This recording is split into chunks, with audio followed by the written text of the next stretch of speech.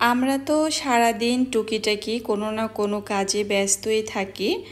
ছেলে এসে আমাকে বলল, আম্মু প্লিজ আমাকে এই কাজটা করে দাও। আসলে আমি কিন্তু তখন বসে থাকতে পারিনি। আমার হাতে যে কাজ ছিল সেটা রেখে আমার বাবার যে অনুরোধ করেছে এতভাবে, তো কি এমন সে অনুরোধটা করলো আমাকে যে আমি কাজ ছেড়ে উঠে তারপরে আমার বাবার কাজটা করে দিয়েছি। আসসালামু আলাইকুম, কেমন আছেন সবাই? আশা করছি আল্লাহর রহমতে যে যেখানে আছেন সুস্থ আছেন, ভালো আছেন। আলহামদুলিল্লাহ, আমরাও ভালো আছি।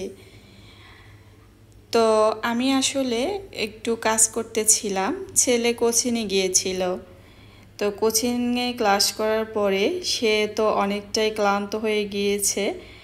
আসার পথে তার বাবা তাকে 2টা ডাব কিনে দিয়ে দেয় তার সাথে। তো ছেলের হয়তো অনেক পিপাসা পেয়েছে।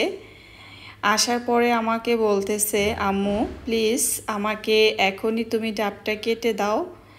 তো ও আসলে সাধারণত যায় প্লিজ বা আম্মু অনুরোধ করা এই কাজটা এগুলো সহজে সে মানে হয় না তার দ্বারা।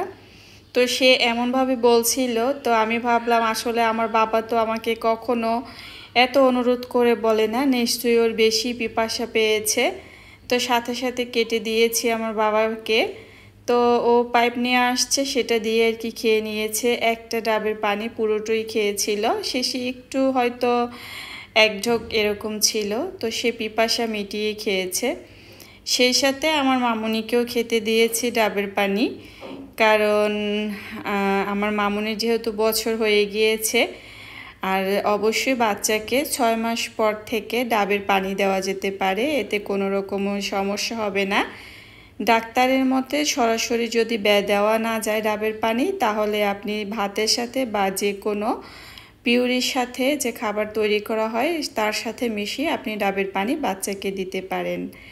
ডাবের পানিতে তো অনেক পুষ্টি গুণাগুণ রয়েছে। আর ডাবের পানিতে যে পুষ্টি গুণাগুণ রয়েছে, carbohydrate, fat, sodium, cholesterol, potassium, protein, calcium, লৌহ, ম্যাগনেসিয়াম, ভিটামিন সি ও অন্যান্য নানা ধরনের ভিটামিন ও মিনারেলস রয়েছে। ডায়রিয়াজনিত কোনো সমস্যা হলে ডাবের পানি খাওয়ালে বাচ্চার শরীরের জন্য খুবই ভালো। ডাবের পানি সর্দি ও ফ্লুর বিরুদ্ধে প্রতিরোধ গড়ে তুলতে সাহায্য করে। অবশ্যই বাচ্চাকে ডাবের পানি খাওয়ানোর চেষ্টা করতে পারেন, এতে কোনো রকমের কোনো সমস্যা হবে না। দেখতে পাচ্ছেন আমার মামুনিও কিন্তু খুবই মানে সে কিন্তু তৃষ্ণা মিটিয়ে পানি পান করছে। আমি কিন্তু আমার বাবাকে ছোটোবেলা থেকে ডাবের পানি খাওয়াচ্ছি, আলহামদুলিল্লাহ কোনো রকম কোনো সমস্যা হয়নি। আমার মামুনিকেও খাওয়াচ্ছি। আর অবশ্যই ডাবের পানি যদি খাওয়ানো হয় তাহলে কোষ্ঠকাঠিন্যর মতো যে সমস্যাটা থাকে সেটাও কিন্তু দূর হয়ে যায়। এটা ছোট বড় সবার জন্য খুবই গুরুত্বপূর্ণ হচ্ছে ডাবের পানি। তো যারা বাচ্চাকে ডাবের পানি দিতে চান, চাইলে 6 মাস পর থেকেই আপনি বাচ্চাকে ডাবের পানি দিতে পারেন, এতে কোনো রকমের সমস্যা হবে না। তো এই তো দেখতে পেয়েছিলেন যে আমার বাবা আর মামুনি কতটা আনন্দ করে এবং তাদের পিপাসা মিটিয়ে তারা ডাবের পানি খেয়েছে। ডাবের পানি খাওয়ার কিছুক্ষণ পরে আমার মামুনি আমার কাজকে আরও 3 গুণ বাড়িয়ে দিয়েছে।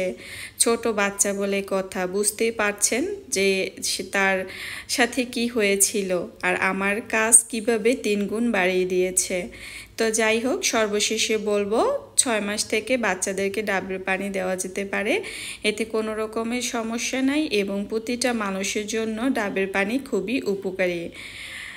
আর এরপরে আপনাদের সাথে আরও একটু শেয়ার করছি, সেটা হচ্ছে দুপুরের জন্য চিংড়ি মাছ ভুনা করেছি। তো আপনাদের সাথে তো কম বেশি সব কিছুই শেয়ার করি, এই কারণে চিংড়ি মাছ যে ভুনা করেছি সেটাও শেয়ার করছি। আসলে এক ভিডিওতে 2 রকমের যদি তথ্য পাওয়া যায় তাহলে মন্দ কিসের, তাই না? তো এই জন্য ভাবলাম এটার পাশাপাশি আমি চিংড়ি ভুনাটাও একটু শেয়ার করে দেই। এই তো এখানে কিন্তু আমি চিংড়ি মাছ কেটে ধুয়ে পরিষ্কার করে নিয়েছি। চিংড়ি মাছটা আসলে আমরা সবাই কাটতে পারি, তারপরও দেখা যায় চিংড়ি মাছের মাথার পেছনে একটা লম্বা রগ থাকে, ওই রগটা কিন্তু অনেকেই ফালায় না। এতে কিন্তু আপনার হাই প্রেশার সহ নানান রকমের সমস্যা হতে পারে।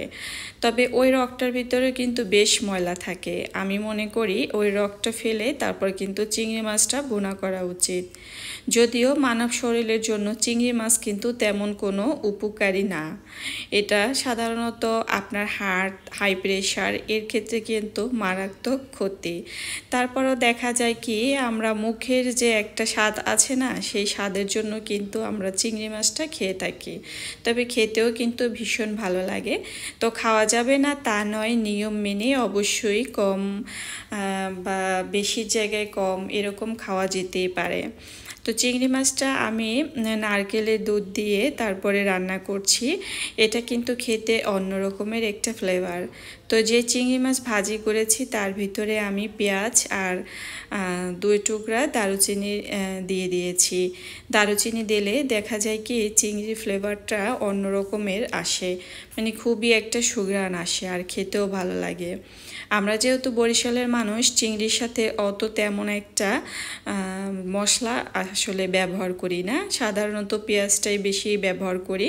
সেটা যখন ইলিশ মাছ ভুনা খাই তখনও কিন্তু পেঁয়াজ দিয়েই রান্না করি, অন্যান্য মশলা কিন্তু আমরা তেমন ব্যবহার করি না।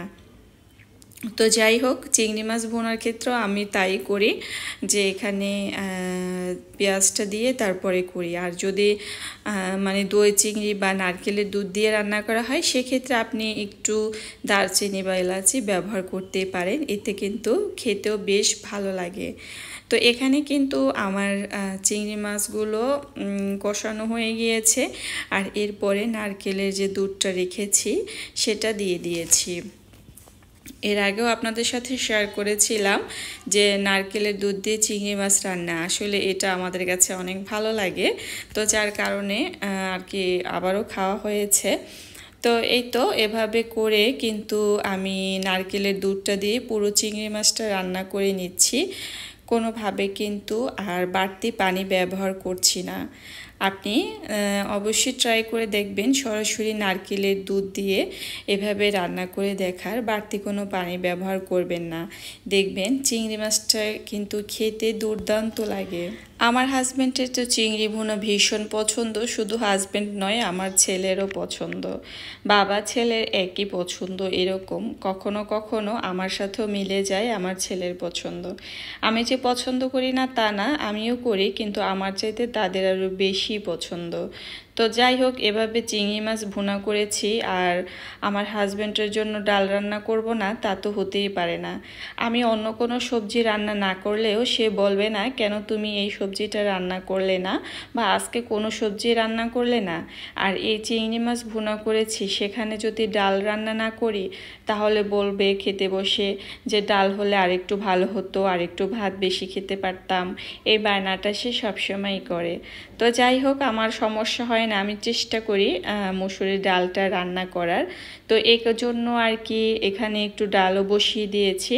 তবে সে ডালের সাথে যদি টক টক একটু কোনো কিছু দেওয়া যায়, যেমন আমরা বা জলপাই, শীতের সময় জলপাই যখন ওঠে সেই জলপাই দিয়ে রান্না, এটা তার ভীষণ পছন্দ। এই তো ছিল আজকের ভিডিও। সবাই ভালো থাকবেন, আল্লাহ হাফেজ।